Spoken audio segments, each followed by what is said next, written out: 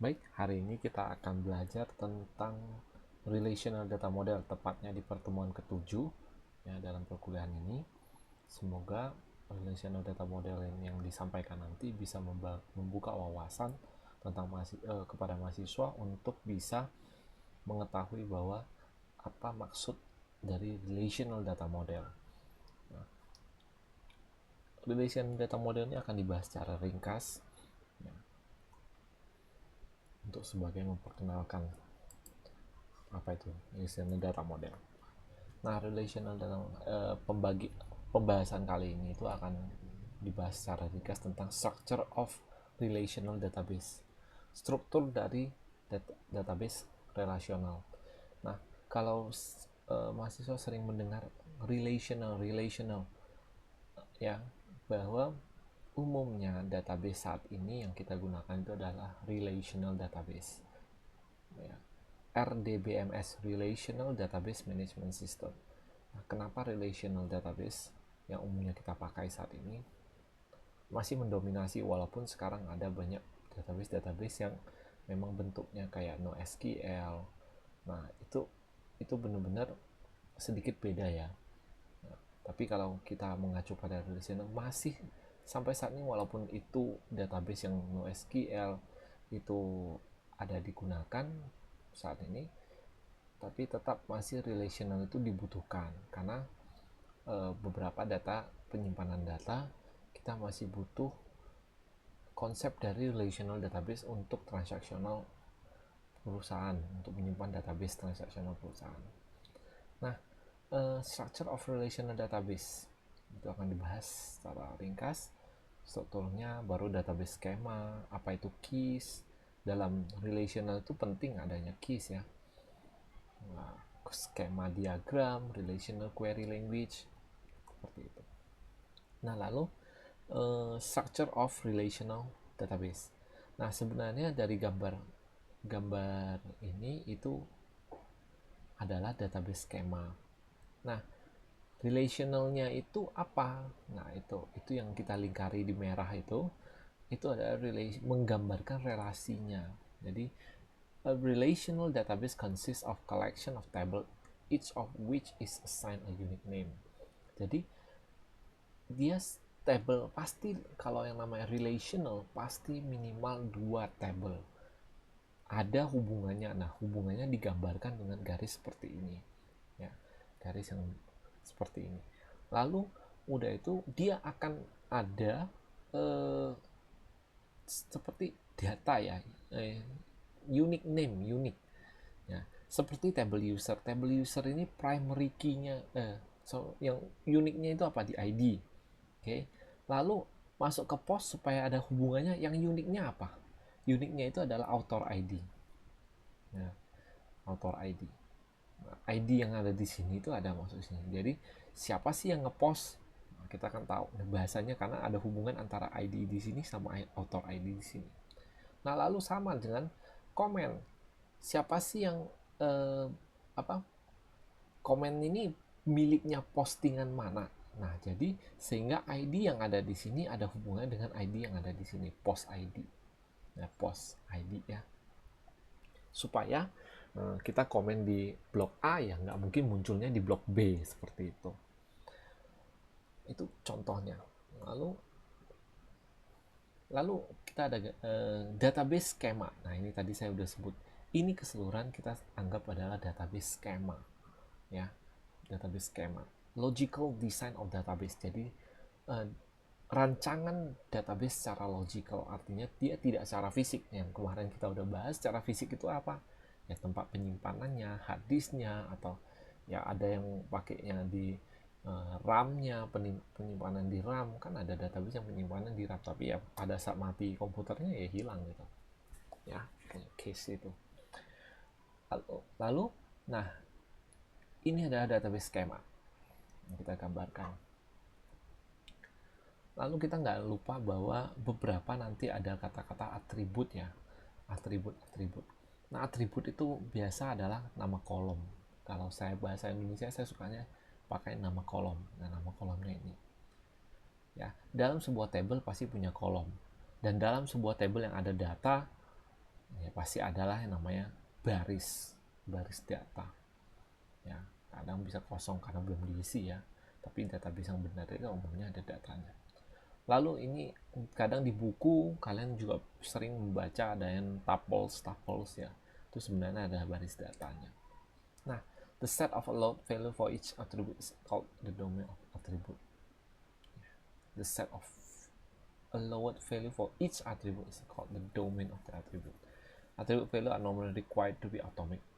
Ya, atomic itu ya istilahnya dia bagian terkecil ya. Lalu the special value null is a member of every. Jadi sebenarnya nilainya bisa null ya.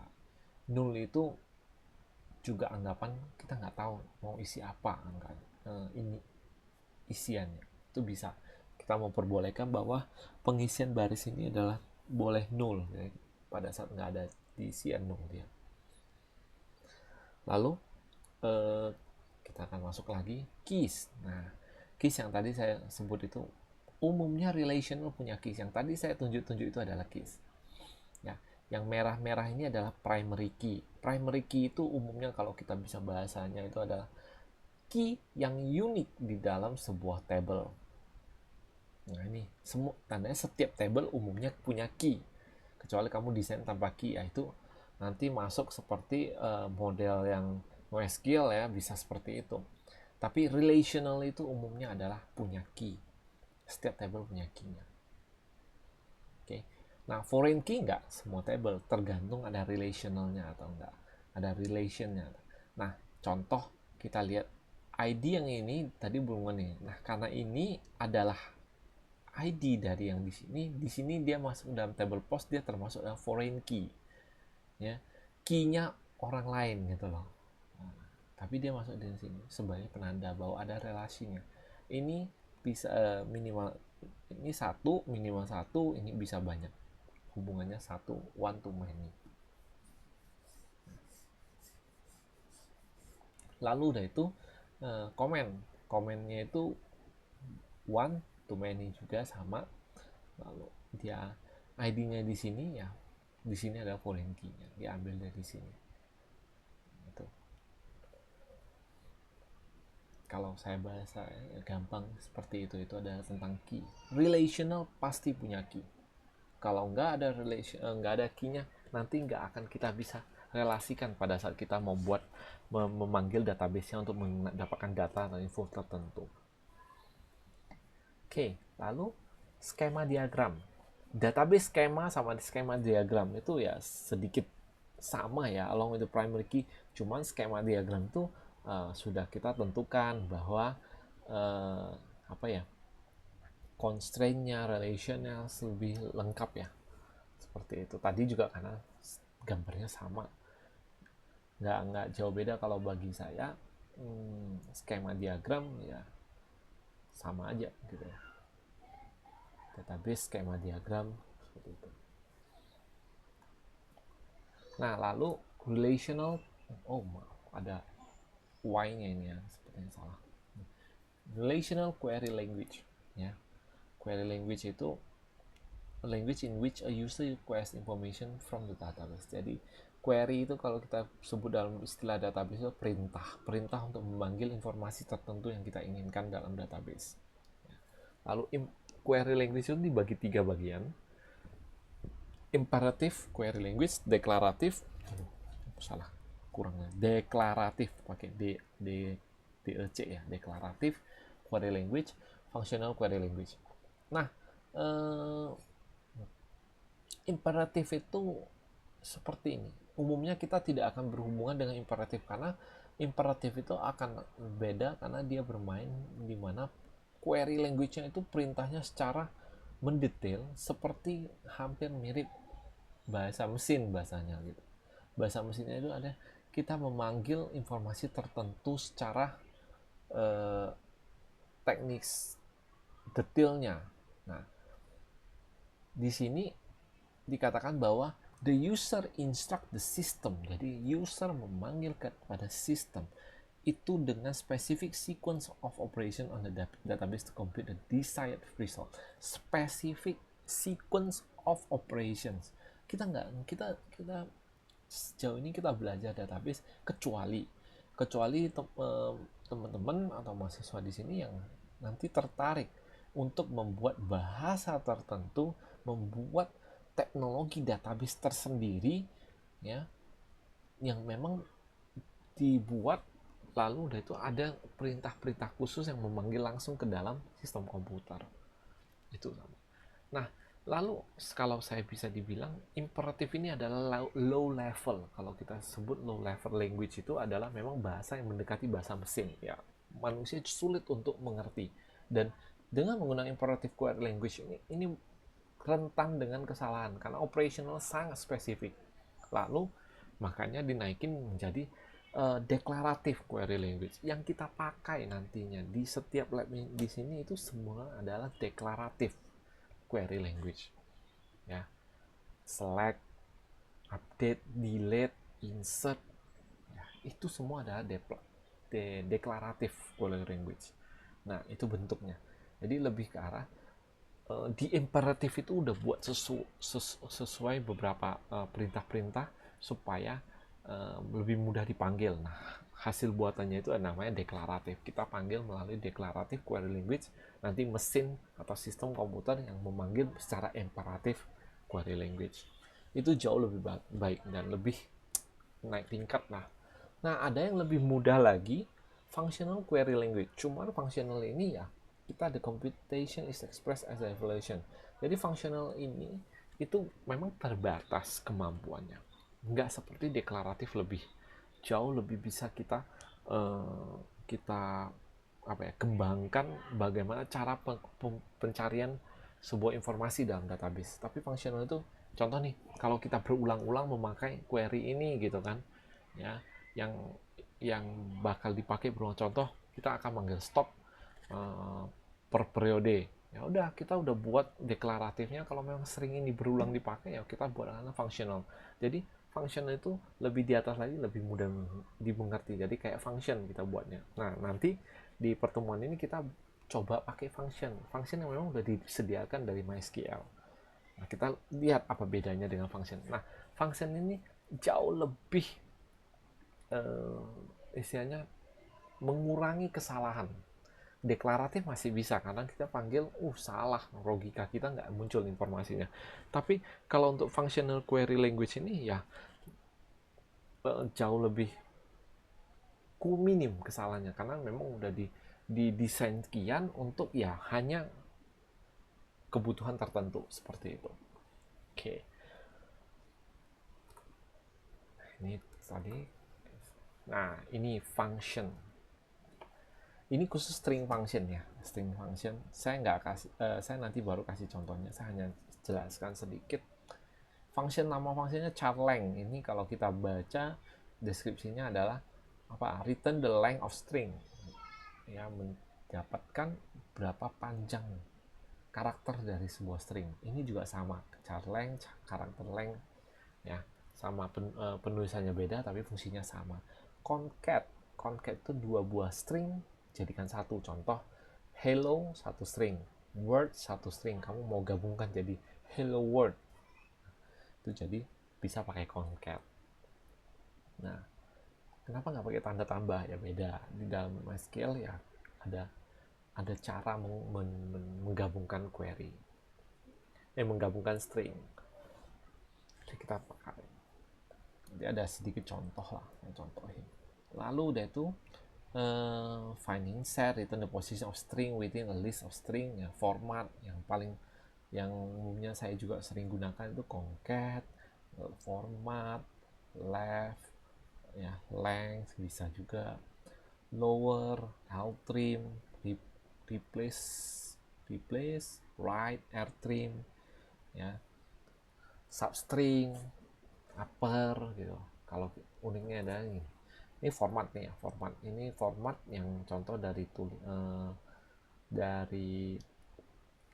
angka, kita mau format menjadi yang seperti apa. Contoh, kadang kan umumnya bahasa Indonesia itu kalau 300.000 kan 300.000 gitu kan. Nah, kalau tapi dalam angka kan dia 300.000 langsung tanpa titik. Nah, pada saat kita mau munculin lebih enak dilihat kan kita pakai format ini untuk dia munculnya 300.000 seperti itu. Kalau 3 juta 3.000.000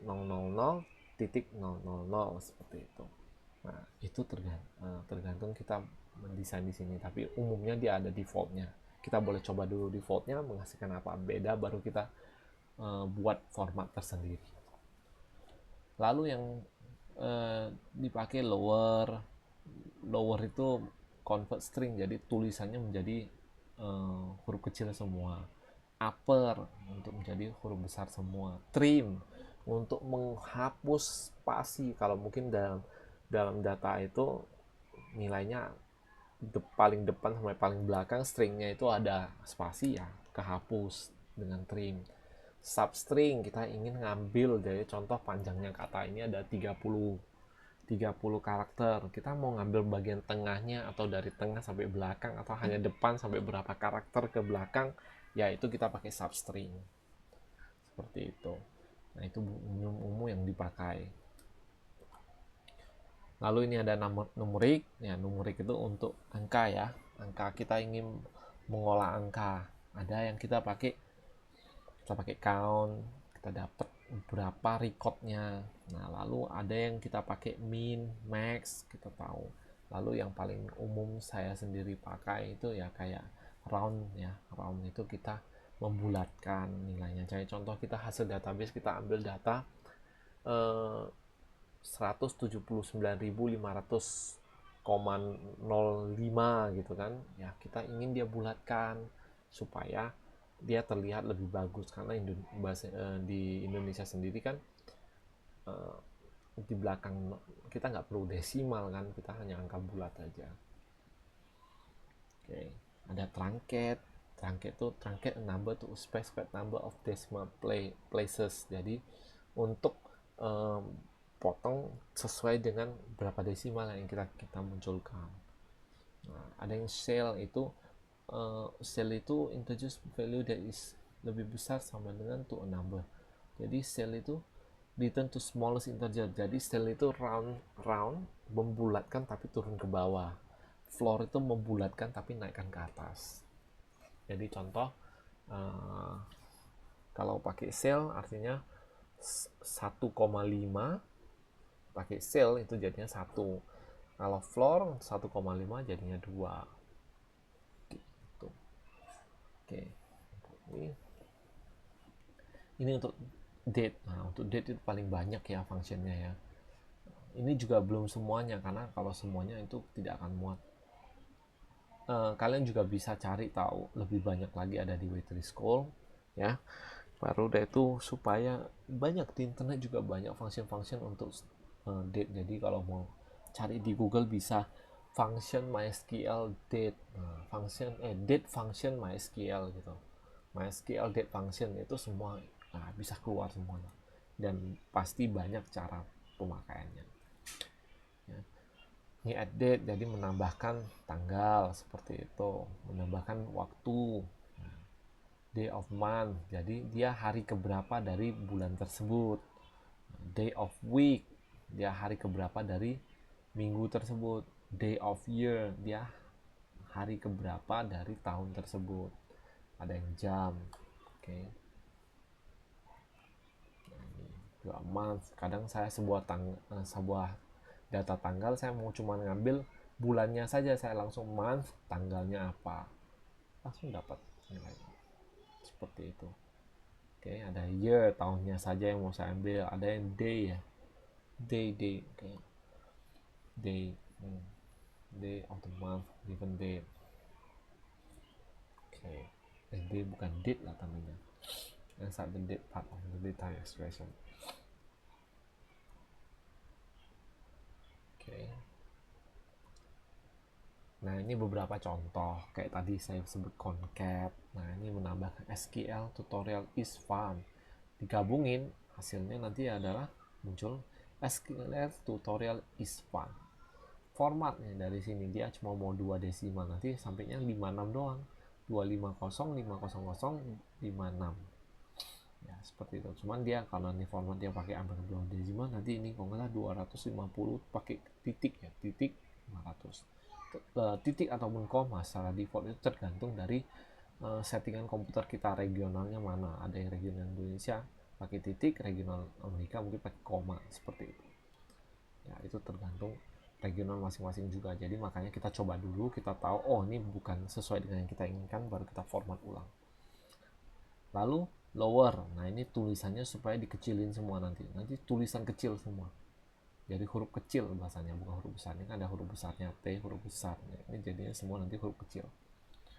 Substring, jadi ini SQL tutorial 53, dia mau ngambil dari 5, ambil 3 huruf, jadi 1, 2, 3, 4, 5, ambil 3 huruf, nah ini TUT, munculnya hasil cuma TUT ya. Reverse, ini dibalik ya. Average, rata-rata, jadi ada sebuah ambil data dari produk, dari price-nya dia ambil average price-nya berapa, total dari barang-barangnya itu. Jadi saya mau tahu nih rata-rata harga barang saya di toko itu sekitaran berapa gitu. Kan ada yang mungkin 500 rupiah, ada yang sampai 20 rupiah, 20.000 rupiah, seperti itu. Nah, jadi semua barang itu dikumpul rata-rata berapa average price. Sale ini di tadi saya sebut diturunin ya, jadinya 25 angkanya kan. Dia pembulatan tapi turun.